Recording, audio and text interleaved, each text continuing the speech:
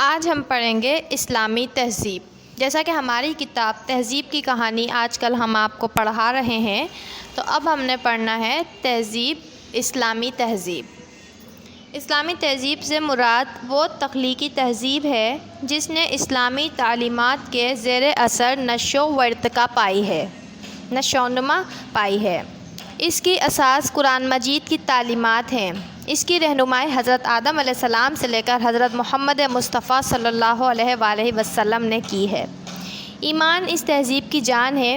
ایمان اخلاقی بلندی عطا کرتا ہے، سیرت کو ترتیب دیتا ہے، معاملات کو درست کرتا ہے۔ انسان کی زندگی کا مقصد اور نصب العین اپنے خالق اور آقا کی خوشنودی حاصل کرنا ہے۔ صرف اللہ کو حاکم سمجھے، اللہ کی خوشنودی حاصل کر لے۔ اسلام کے 5 عقائد ہیں: توحید، ملائکہ، رسالت، کتاب اور آخرت۔ اسلامی تہذیب کا مقصد انسان کی آراستگی ہے۔ معاشرتی نصب العین یہ ہے کہ ذات پات، رنگ، نسل، مالی حالات، امیر غریب میں فرق نہ کیا جائے۔ سیاسی نصب العین یہ ہے کہ ایک صحت مند معاشرہ تخلیق کیا جائے۔ علمی نصب العین طلب علم کو فرضیت کا درجہ ملے۔ ایک عالم کے قلم کی سیاہی شہید کے لہو سے زیادہ قابل قدر ہے۔ اسلام سے قبل دنیا کی حالت۔ عرب میں سب سے پہلے حضرت ابراہیم علیہ السلام نے توحید الہی کا سور پھونکا اور خدا کی پرستش کے لیے مکے میں اللہ کا گھر تعمیر کیا گیا۔ لیکن رفتہ رفتہ دوسرے پیغمبرز کی تعلیم اور سبق دنیا نے جلد ہی بھلا دیے۔ ایرانی قوم توحید خالص سے کبھی آشنا ہی نہ ہوئی تھی۔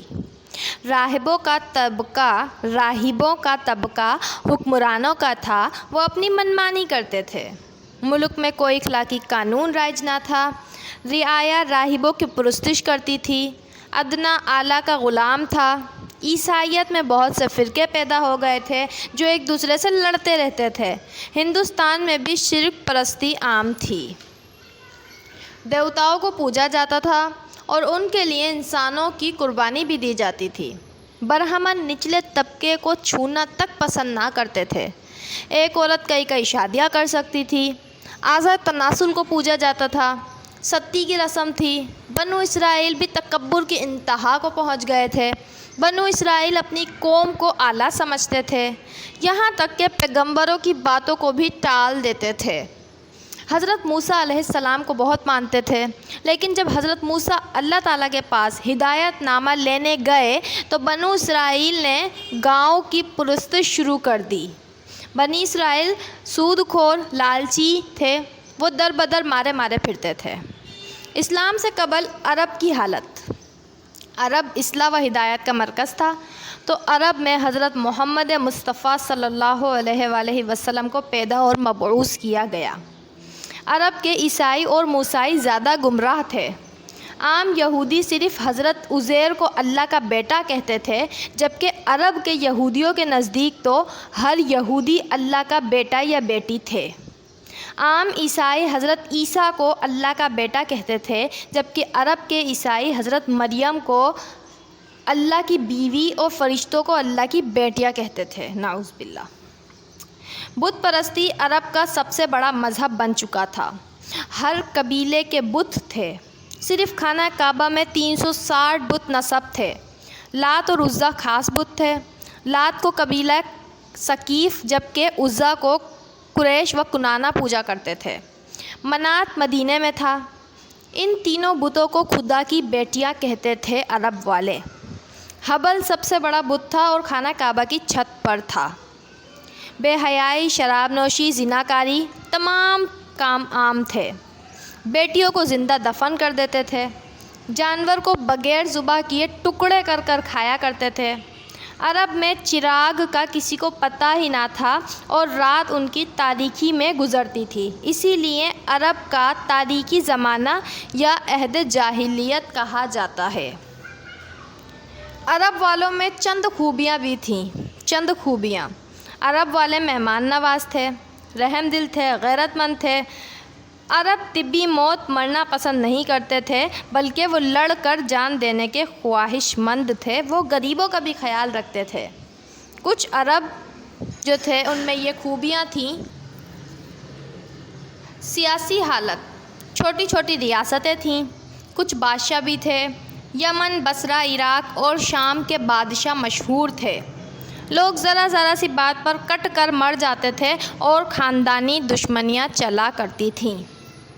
اصل عرب دو بڑی نسل سے تعلق رکھتے تھے: عدنان، قحطان۔ پھر قحطان کی نسل مکے کے پاس آباد ہو گئی اور دوسری شاخ مدینہ جا کر اوس و خزرج میں تقسیم ہو گئے۔ اس کے بعد دو حصے ہو گئے: بنی عدنان اور بنی کلب۔ عدنان حضرت عیسیٰ علیہ السلام کی نسل سے تھے۔ ان کی مختلف شاخیں ہوئیں، جن میں بنی قیس، بنی بکر، بنی تغلب، بنی تمیم اور بنی قریش تھے۔ اقتصادی حالت، عرب کی حالت تشویشناک تھی۔ زمین قابل کاشت نہیں تھی، لوگ غریب تھے۔ اب آ جاتے ہیں عہد رسالت۔ حضرت محمد مصطفیٰ صلی اللہ علیہ وآلہ وسلم 22 اپریل 571 پیر کے دن مکے میں پیدا ہوئے۔ قبیلہ قریش میں پیدا ہوئے۔ والد عبداللہ، جن کی وفات پہلے ہی ہو گئی تھی، اور والدہ آمنہ۔ حضرت آمنہ کی بھی وفات آپ کی پیدائش کے کچھ سالوں بعد ہو گئی تھی۔ آپ کے دادا نے آپ کی پرورش کا ذمہ لیا۔ پھر آپ کے چچا ابو طالب نے پرورش کی ذمہ داری لی۔ آپ صلی اللہ علیہ وآلہ وسلم جب بڑے ہوئے تو تجارت کے قافلوں کے ساتھ شام تک چلے جاتے تھے اور اپنے چچا کی مدد کرتے تھے۔ جب 25 سال کے ہوئے تو حضرت خدیجہ سے شادی ہوئی۔ 40 کی عمر کے قریب آپ اللہ کے بہت قریب ہو گئے اور خلوت گزین کا شوق پیدا ہو گیا، یعنی آپ کو تنہائی کا شوق پیدا ہو گیا۔ آپ غار حرا چلے گئے۔ غار حرا میں آپ پر وحی نازل ہوئی اور پھر تبلیغ کا حکم ملتے ہی آپ نے تبلیغ کا کام شروع کر دیا۔ پہلے آپ نے محرم راز، معتمد اور ہم مجلس لوگوں میں تبلیغ کی۔ عورتوں میں حضرت خدیجہ، مردوں میں حضرت ابو بکر، بچوں میں حضرت علی اور غلاموں میں حضرت زید۔ پھر آپ کوہ صفا پر چڑھے اور اعلان کیا کہ اگر میں کہوں پہاڑ کے پیچھے سے ایک لشکر آ رہا ہے تو کیا تمہیں یقین آ جائے گا؟ سب نے کہا کہ ہاں، کیونکہ آپ ہمیشہ سچ بولتے ہیں۔ تو آپ صلی اللہ علیہ وآلہ وسلم نے فرمایا، تو میں کہتا ہوں کہ اگر تم ایمان نہ لاؤ گے تو تم پر عذاب شدید نازل ہوگا۔ یہ سن کر قریش آگ بگولا ہو کر واپس چلے گئے۔ قریش نے سخت مخالفت کی، کیونکہ آپ صلی اللہ علیہ وآلہ وسلم ان کے رسم و رواج کو فحش و ممنوع قرار دے رہے تھے۔ پھر آپ کے چچا پر زور ڈالا، لیکن آپ صلی اللہ علیہ وآلہ وسلم نے فرمایا کہ میں یہ تبلیغ کا کام جاری رکھوں گا جب تک کہ میں کامیاب نہ ہو جاؤں۔ آپ صلی اللہ علیہ وآلہ وسلم کو طرح طرح کے لالچ دیے گئے۔ عتبہ نے مال و زر کی پیشکش کی، لیکن آپ صلی اللہ علیہ وآلہ وسلم نے جواب میں قرآن کی آیات سنائیں۔ عتبہ متاثر ہوا اور واپس جا کر قریش کو کہا کہ آپ صلی اللہ علیہ وآلہ وسلم کو آپ کی حالت پر چھوڑ دیا جائے۔ پھر مسلمانوں اور آپ صلی اللہ علیہ وآلہ وسلم پر ظلم شروع کر دیے کفار نے۔ پھر دو نہایت بہادر انسانوں نے اسلام قبول کیا، جن میں حضرت حمزہ رضی اللہ عنہ جو آپ کے چچا تھے اور حضرت عمر رضی اللہ عنہ۔ پھر مسلمان اعلانیہ نماز پڑھنے لگے۔ قریش ظلم و ستم سے باز نہ آئے تو آپ صلی اللہ علیہ وآلہ وسلم نے حبشہ کی جانب ہجرت کا حکم دیا۔ 2 بار حبشہ کی جانب ہجرت کی گئی۔ نبوت کے 10ویں سال معراج نبوی کا واقعہ پیش آیا۔ پھر آپ صلی اللہ علیہ وآلہ وسلم کی زوجہ حضرت خدیجہ اور آپ کے چچا حضرت ابو طالب کا انتقال ہوا۔ نبوت کے 11ویں سال طائف کا سفر کیا۔ طائف والے قریش سے بھی بدتر نکلے۔ انہوں نے آپ صلی اللہ علیہ وآلہ وسلم پر پتھر برسائے، حتیٰ کہ آپ لہو لہان ہو گئے۔ طائف سے واپسی پر آپ صلی اللہ علیہ وآلہ وسلم جب قبیلوں میں تبلیغ کرتے تو ابو لہب آپ کے ساتھ ہو جاتا اور کہتا کہ یہ جھوٹ کہتا ہے، یہ دین سے پھر گیا ہے۔ اس بنا پر آپ صلی اللہ علیہ وآلہ وسلم کو زیادہ کامیابی نہ ہو سکی۔ نبوت کے 13ویں سال ہجرت کا واقعہ پیش آیا۔ اہل مدینہ کا قبول اسلام آپ کے مکے سے مدینے کی ہجرت کا سبب بنا۔ مدینے کے قبائل اوس اور خزرج جاہل اور بت پرست تھے، لیکن یہود سے تعلقات کی وجہ سے انہیں صحائف آسمانی سے خاصی واقفیت تھی۔ حج کے موقع پر نبوت کے 10ویں سال عقبہ کے قریب آپ صلی اللہ علیہ وآلہ وسلم کی ملاقات بنو خزرج کے اشخاص سے ہوئی۔ آپ نے آیت قرآنی سنائی تو ان لوگوں پر بہت اثر ہوا۔ پھر 6 لوگوں نے اسلام قبول کیا۔ دوسرے سال 12 لوگ آپ کی خدمت میں بیعت کرنے آئے۔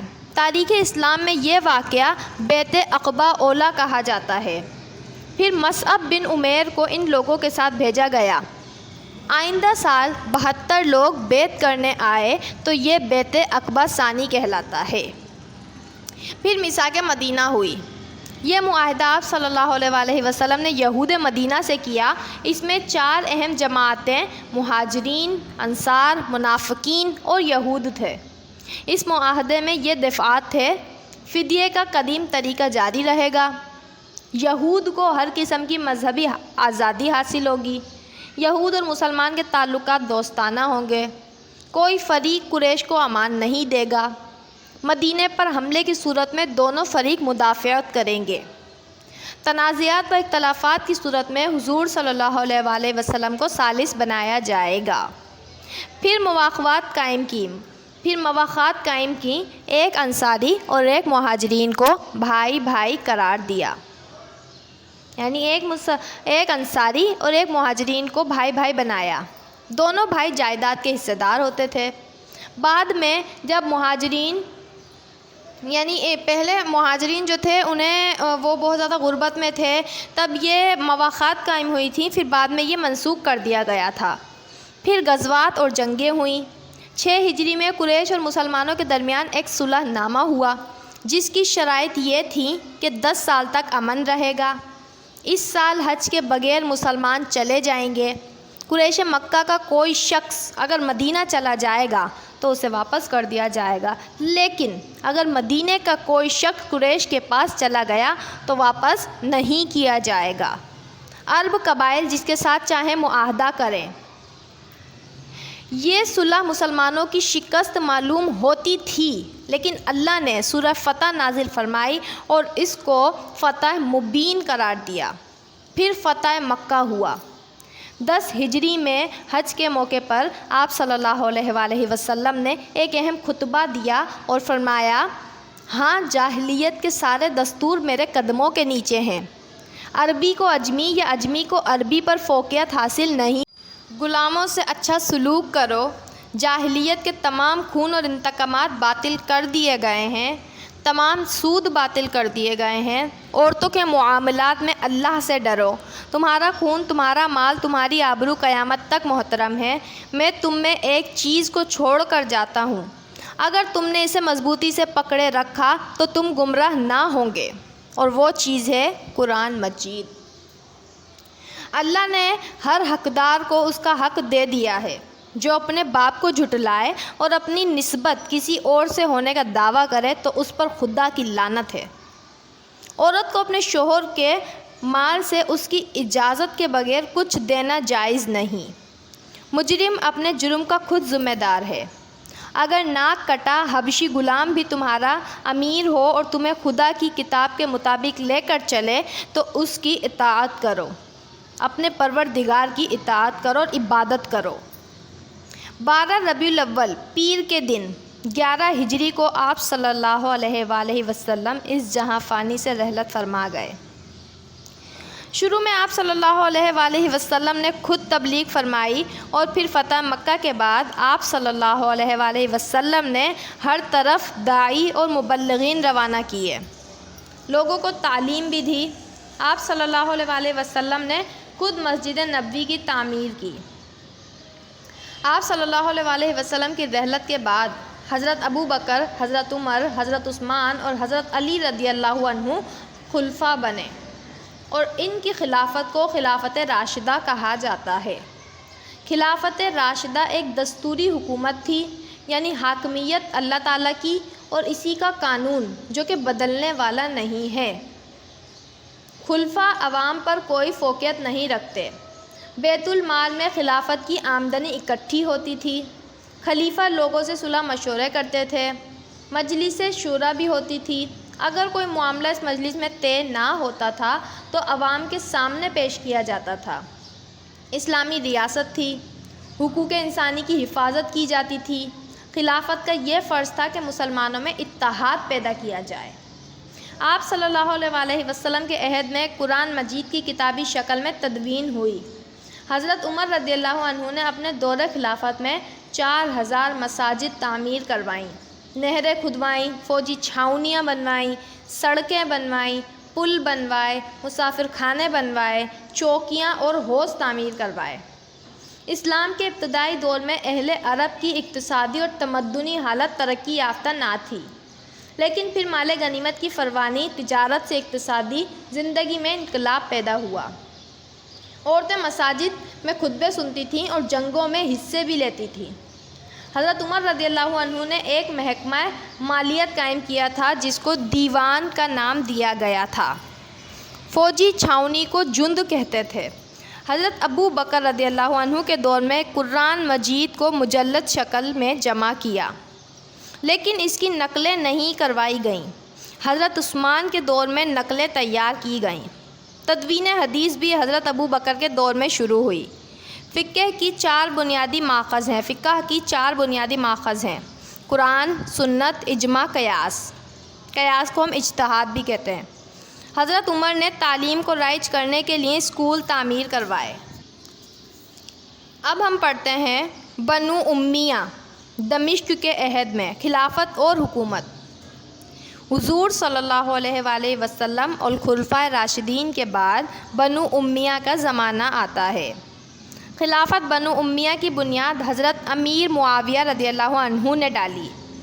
ان کے بعد یزید اول، عبداللہ بن زبیر، عبد الملک، ولید اول، سلیمان، عمر بن عبدالعزیز، یزید ثانی، ہشام، ولید ثانی، مروان وغیرہ مسند پر فائز ہوئے۔